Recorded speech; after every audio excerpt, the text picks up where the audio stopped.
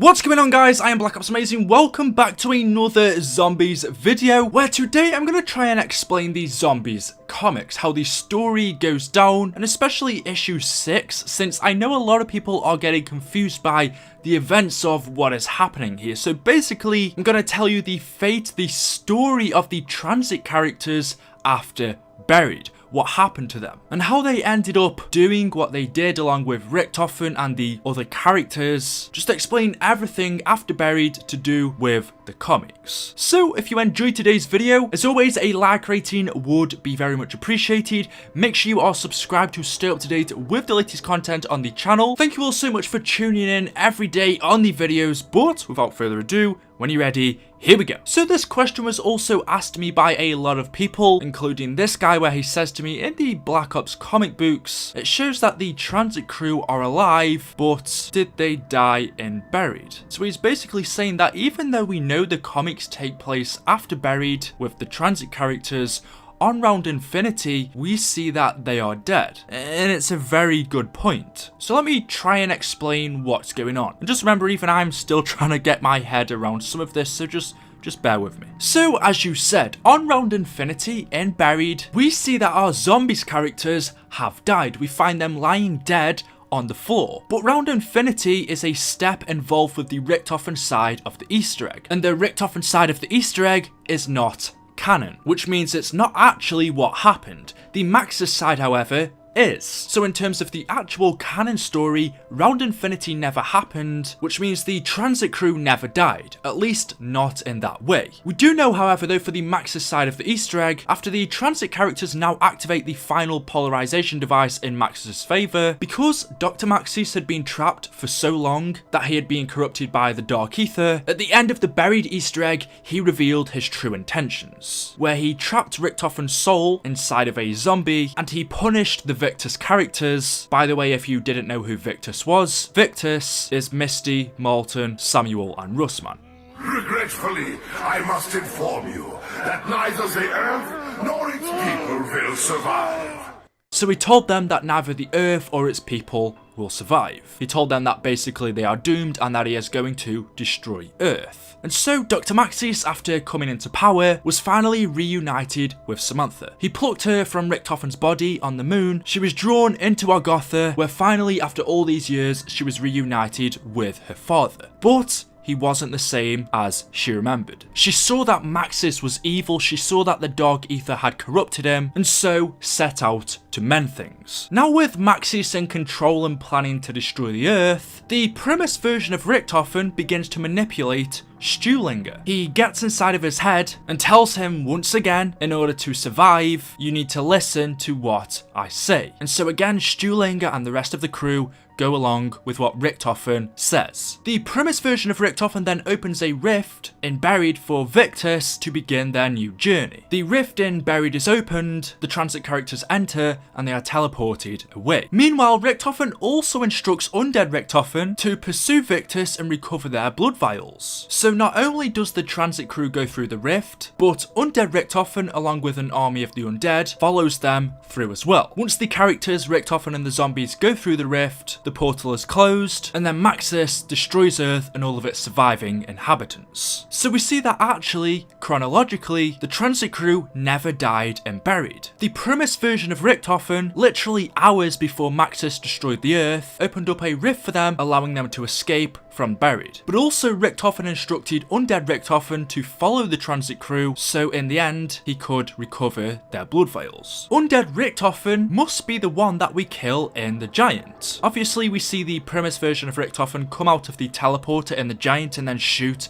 his older self. We then see him bend down over his body and do something. He must have done something to that version of Richtofen with Element 115, turning him into a zombie, and then told him that he needs to follow the transit crew. And that's what he does. So Undead Richtofen must be the Richtofen we kill in the Giant. I was also thinking that is it possible that Undead Richtofen is the one from Buried when Maxis puts his soul inside of a zombie, but as we see at the end of Buried, when Richtofen does go inside of a zombie, he doesn't look like himself. He looks like the person that he took over, and we know that Undead Richtofen looks exactly like Richtofen. And that's also the reason why we see in Shadows of Evil the jump scare is this. This is Undead Richtofen, the one that we kill in The Giant, and this is why we see the jump scare in Shadows of Evil. So anyway, after the premise version of Richtofen helps the transit crew escape buried, followed by Undead Richtofen, they then teleported back above ground in an abandoned, destroyed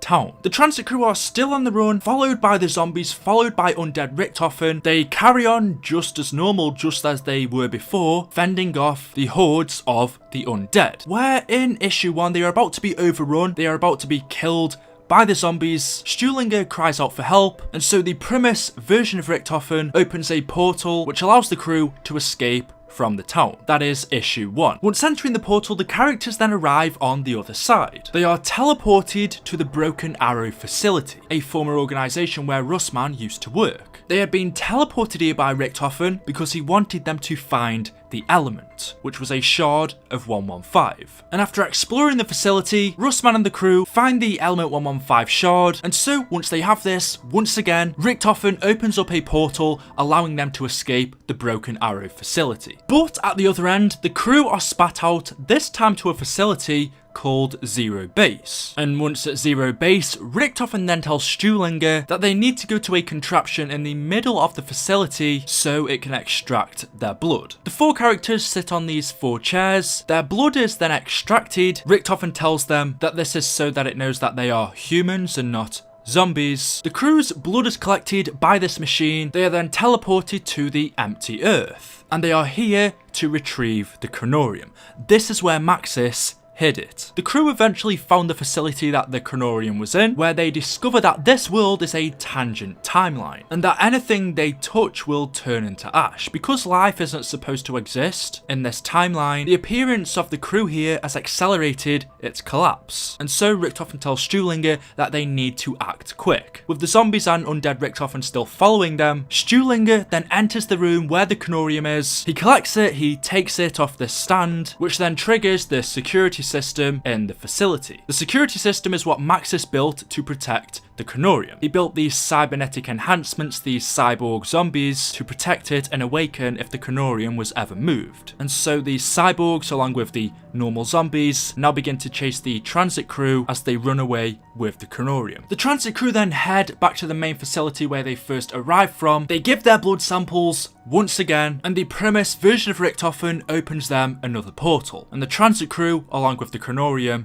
enter, where finally they come out at the other end at the house, where they come face to face with the premise version of Richtofen, the version that has been talking to them all this time. The transit crew hand the Chronorium over to Premise Richtofen. He then begins to read it, where he learns the location of the summoning key and exactly what he has to do next. While reading the Chronorium, he learns about the Shadow Man, Dr. Monty, his past, his future, everything that involves Richtofen in each and every universe. He sees life, he sees death, he sees the endless cycle. And after reading this, Richtofen now knows what he needs to do. But of course he still has the transit crew in front of him, so Richtofen offers them a chance to live. He tells them that he knows a way that they can survive, and of course that is to put them in stasis chambers. Of course though, the transit crew don't trust him. They figure out that he's been using an undead version of himself to keep the transit crew moving and distracted, so they don't trust him. But obviously Richtofen, having read the Chronorium,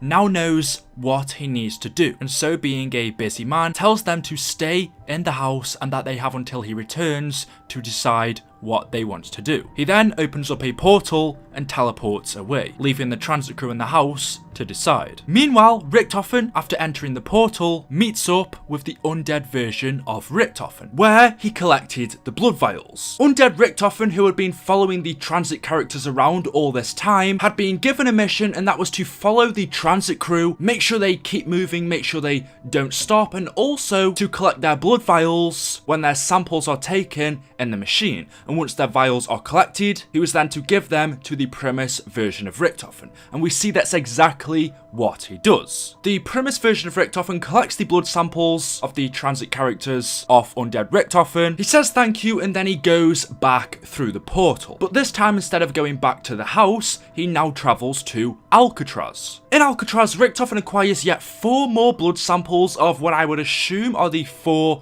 more Mob of the Dead characters, which means he now has a total of 8 blood samples. And so once he now has the ones from Alcatraz, he then, once again, goes back through the portal, this time to Origins, where he gives 2 of the blood samples, which we know are of Finn and Sal. He gives those 2 blood samples to the Origins version of Richtofen, where he tells him, trust me Edward, you will need this. When the time comes, it will protect you. And after saying that, after giving him those 2 blood samples, he walks away through the portal and goes back to Mob of the Dead, where he uses an elevator to travel to his secret hidden underground base that he built along with Stanley Ferguson, where down in the secret underground base of Alcatraz he meets again the TRANZIT characters, and he asks them one last time if they've made their decision whether they want to live safely or travel somewhere else, and they tell him they trust him, they want to live safe. And so Richtofen tells them that he's going to put them in suspension devices that will keep them on stasis until Richtofen manages to find a final world that is safe from all of the zombies. The TRANZIT crew agree, they all go in their chambers, and that is the last we see of them. They are now kept there until awoken again. But then, suddenly, at this exact time that Richtofen puts the TRANZIT characters in the chambers, out of a rift, the Primus characters suddenly appear from Zetsubou no Shima. As we know, in Zetsubou no Shima, at the end of that Easter egg, Richtofen, Takeo, Nikolai, and Dempsey teleported